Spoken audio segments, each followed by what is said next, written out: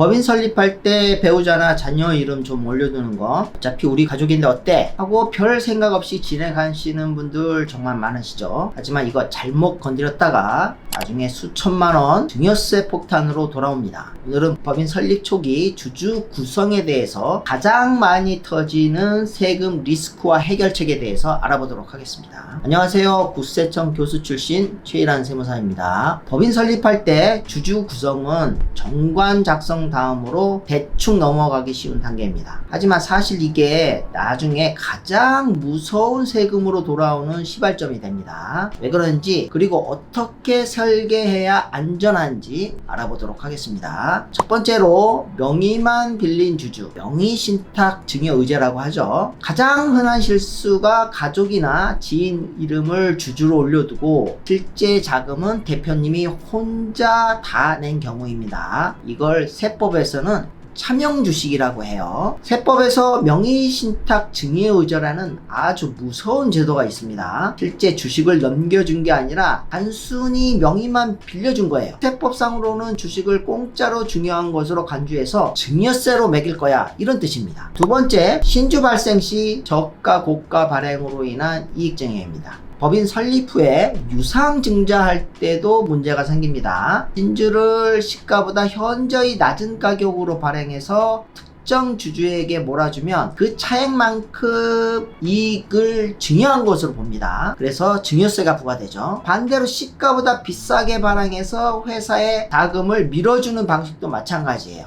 그래서 법인은 증여세가 아니라 법인세로 과세가 되겠죠.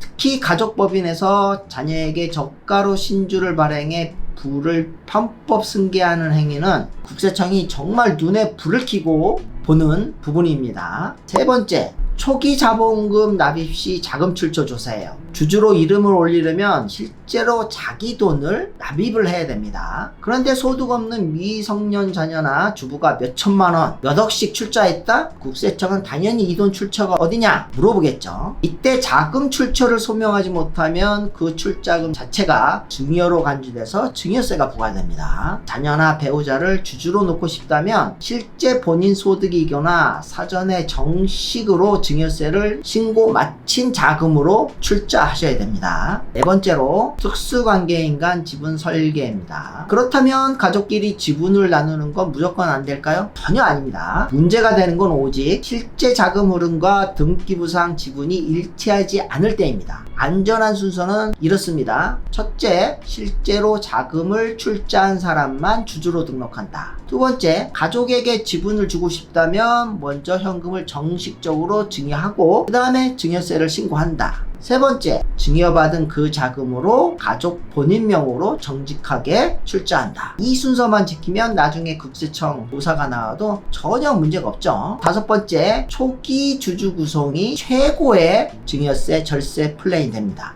지분 정리는 나중에 사업이 잘 되면 그때 하지 뭐 라고 생각하시면 절대 안 됩니다. 법인 설립 초기에 회사의 주식 가치가 액면가 수준으로 매우 낮지만 사업이 대박난 뒤에는 주식 가치가 폭등을 해서 증여세나 양도세 부담이 비교할 수 없을 만큼 커져요. 오히려 반대로 생각하시는 게 좋습니다. 법인이 나중에 크게 성장할 가능성이 높다면 법인 설립 초기에 적법하게 자녀에게 주식을 증여해 주는 것이 최고의 절세 플랜이 됩니다. 주식을 넘겨준 이후에 회사가 엄청나게 성장해서 주식 가치가 10배, 100배 뛰더라도 늘어난 가치에 대해서는 증여세가 절대 없는 거죠. 제가 예전에 국세청에 있을 때 세무조사를 했을 때 어떤 회사를 갔는데 자녀가 돌일 때 주식을 생일 선물로 증여를 해준 거예요. 그 당시에는 2천만 원 정도의 가치가 있었지만 15년 뒤에 그 주식의 가치가 거의 20억, 30억이 된 거죠. 그렇게 되면 2천만 원만 증여하고 15년 뒤에 그 주식이 20억, 30억이 됐다. 이게 최고의 증여세 절세 플랜이 아니겠어요? 정리해 보겠습니다. 첫째, 명의만 빌려준 주주는 명의신탁 증여의제로 증여세 폭탄을 맞을 수도 있습니다. 둘째, 신주 발행 시 시세와 다르게 거래하면 이익증여로 과세됩니다. 셋째, 소득 없는 가족을 주주로 넣을 땐 자금 출처 소명이 필수입니다. 넷째, 주주 구성은 회사가 성장하기 전 설립 초기에 골든 타임을 잡아 증여를 해야 됩니다. 법인 설립,